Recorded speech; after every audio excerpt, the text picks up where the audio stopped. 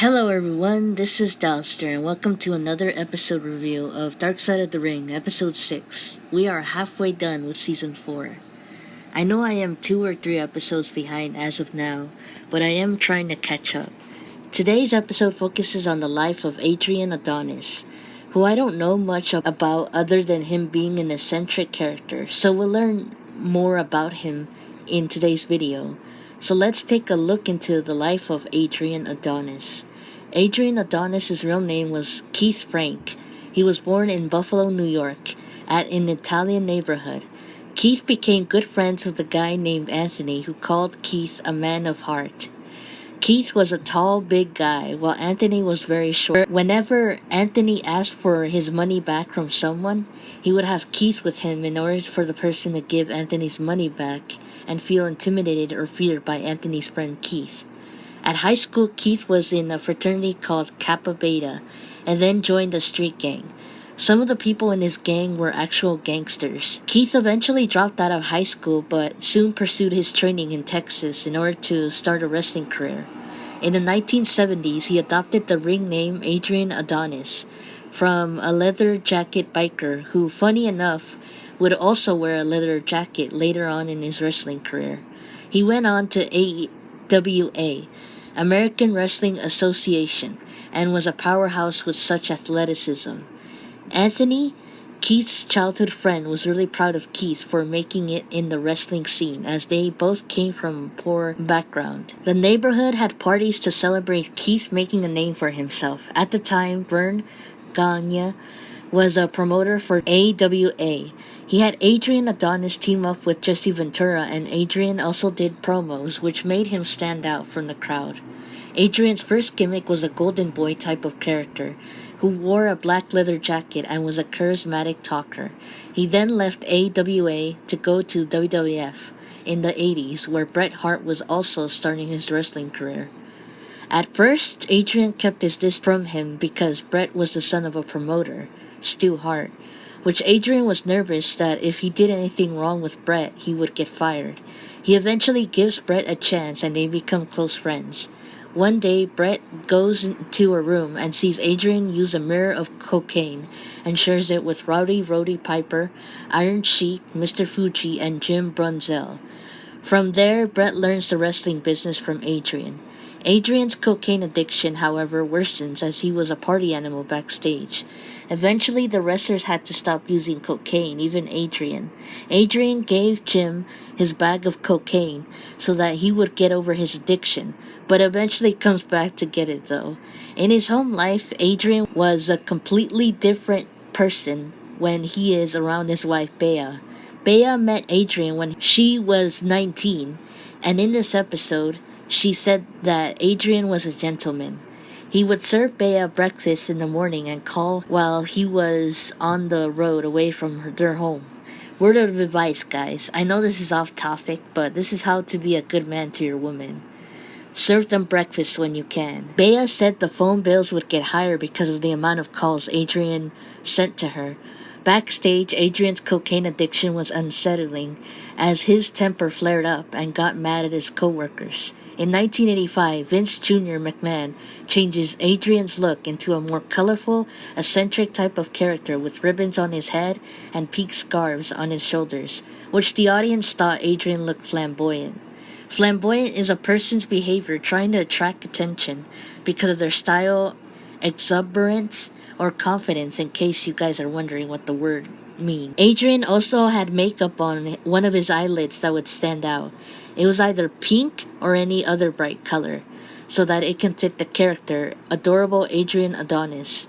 He also had a segment called The Flower Shop, which was sort of like a small talk show segment, such as Ms. TV or The Cutting Edge. The audiences were very homophobic towards Adrian because they think that his adorable gimmick was too gay. It was the 80s, so being gay wasn't normal back then, unlike today. Anthony and the rest of Keith's friends did not like the gimmick either, but they eventually accepted it because it was part of Adrian's work.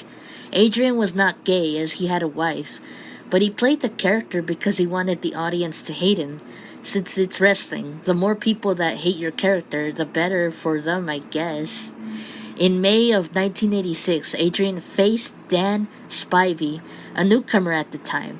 While wrestling Dan, Adrian got really violent with Dan by calling him names during the match and kicking Dan in the face. Another day, Adrian and Dan had a tag team match. However, Adrian starts beating up Dan again and Dan fights back, knocking Adrian out. Backstage, minutes after their match, Adrian tries to confront Dan by giving him a leg dive. Dan then lifts Adrian and he goes down to the ground with his eyes rolled down and his cheekbones sticking out. Yikes. In the end, Dan got fired a month later and Adrian's addiction worsened because he felt humiliated by the fight and took time to recover from his injuries. For wrestlers, taking time off is a career destroyer since it can lead to a negative impact, but for Adrian and his substance abuse, he had gained a lot of weight. In May of 1987, Adrian left WWF and no one backstage knew why he would let go other than it could have been Adrian's substance abuse. When Adrian went on to return to AWA after WWF, he was 400 pounds. Greg Gagne, who wrestled with Adrian once he returned, said that Adrian was breathing so hard in less than 10 minutes. At 34, Adrian was able to lose 100 of the 400 pounds he had gained. He had started to turn his life around and surprisingly apologized to Dan in Tokyo, Japan, years after their violent fight they had in WWF. The last goodbye Bea had with Keith was when he was departing from LA to Canada after he had just got back from Tokyo. Adrian was going on a wrestling tour called Newfoundland Tour in Canada. Bea said that when he said bye, Adrian said it twice, which she thought was strange since she said that he's never done that before. He went alongside others such as the Kelly twins, named Pat and Mike. The Kelly twins were in a chocolate fudge commercial and were really close as they thought alike.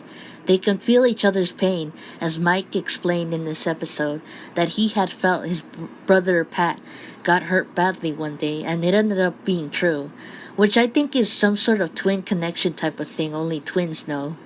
The three of them joined by Dave McKigney, who was known as the Bear Man. McKigney would have the Bears wrestle with the wrestlers, but some of them refused to do so, such as Mike, because bears are strong, violent animals. There was an incident that happened with his bears one day. One of the bear's cages was not locked up properly, so the bear went to McKigney's house and killed Dave's girlfriend to death while she was in the shower. Even though one of the bears killed his girlfriend, he still wrestled and worked with them. On July 4th, 1988, Adrian called Bea for the last time. It was the 4th of July, and the mayor of Newland, Canada, threw a party for the wrestlers. Ricky Johnson said in this episode that when he and a group of people were driving by, they saw a car accident. He looks at the water and sees a red van inside the water. Adrian and the other three men drove ahead of Ricky a couple minutes ago before the accident occurred. Mike Kelly said that when they were in the car at 8 in the morning, it was a bright noon day, and that a cameraman wanted to take a picture of Adrian, the Kelly twins, and Dave while they were in the car. He then said that Pat, who was the driver of the car, saw a bear cub and the reflection of the sun caught one of Pat's eyes and swerved to the left only for the car to be hit by a large rock. When Mike woke up after fainting, he felt water on his hand. He sees his brother Pat slouched on the steering wheel, and at that moment Mike knew his brother had passed away. Along with Adrian, he and Mike were in really bad shape. Ricky said that Adrian yelled for help and saw that bones were sticking out of Adrian. At 9:30 a.m., Adrian passed away. Adrian, Dave, and Pat died on July 4th, 1998, but only Mike survived. At another party, Angela, the daughter of Adrian, was told by one of her cousins that her father had passed away as she ran to Angela screaming. While Adrian was in the water, Dave's friends somehow robbed Adrian's money as he was dying, but his friends eventually got caught. The death of Adrian, Pat, and Dave, with Mike being the sole survivor, impacted the wrestlers that they work with. Ricky said that when he and a group of guys went out to play some pool, the guys were distraught and angry that their 3 coworkers had died, and they threw drinks around the area. The group went to the area where the crash happened in order to process the tragedy. Some people thought that the car accident was caused by alcohol drinking, but Mike denies that the fourth passengers drank that day. At home, Mike is doing well and still has pictures of his brother, but cries when he talks about his twin brother Pat. Anthony was in prison when he heard that his close friend Keith, aka Adrian Adonis, was dead, and sadly could not go to his funeral since he was serving time. Bea saw Keith's black leather jacket, and it hit her that Keith was really gone as she cried while holding his jacket.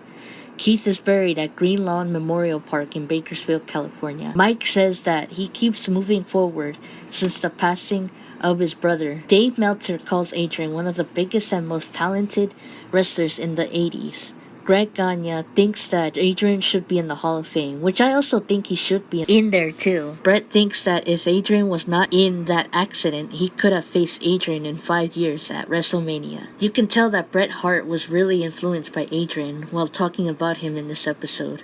Speakers for this episode are Bret Hart, Dave Meltzer, Anthony Gugino, and Adrian's friend, Greg Gagne, son of Bert Gagne, Jim Brunzell, Jumping Jim, Bea Frank Hall, Adrian's wife, Gina Banta, Adrian's daughter, Angela Paredes, Adrian's oldest daughter, Dan Spivey, Mike Kelly, and Ricky Soman Johnson, brother of Rocky Johnson and uncle of Dwayne "The Rock" Johnson.